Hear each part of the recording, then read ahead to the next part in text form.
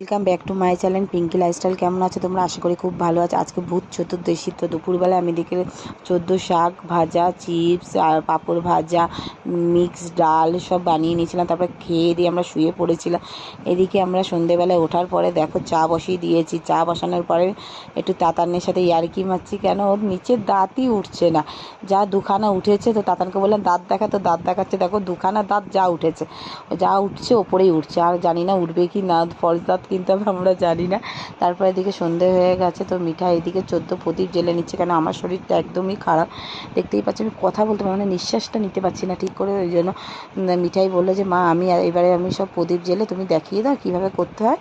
তো আমি দেখিয়ে দিয়েছিলাম ওকে, সব গুছিয়ে টুচিয়ে সুন্দরভাবে প্রদীপ দিয়ে দিয়েছে, ঠাকুরকে দেখিয়েছে, পাঁচিল টাচিলে সব জায়গায় দিয়েছে। তারপরে ধানতেরাসে কী কী কিনে এনেছি তোমাদের দেখিয়ে দিই। তো এদিকে ঝাঁটা কিনে এনেছি, যেটা সবাই কিনছে। এদিকে কংসা এনেছি, কেন তাতান এটা বাজাতে খুব ভালোবাসে, তো নিয়ে এসেছি। এদিকে ফুল কিনেছি, ঠাকুর কিনেছি, বটি কিনেছি।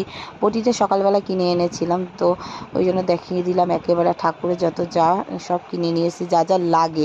তারপরে আসার সময় তো খিদে পেয়েছে বলে আমার ভাসুর আবার ধোসা কিনে নিয়ে এসে, যেটা সবাই মিলে খেয়ে নিলাম। মিলেমিশে সবাইকে টাটা, ভালো থেকো, সুস্থ থেকো।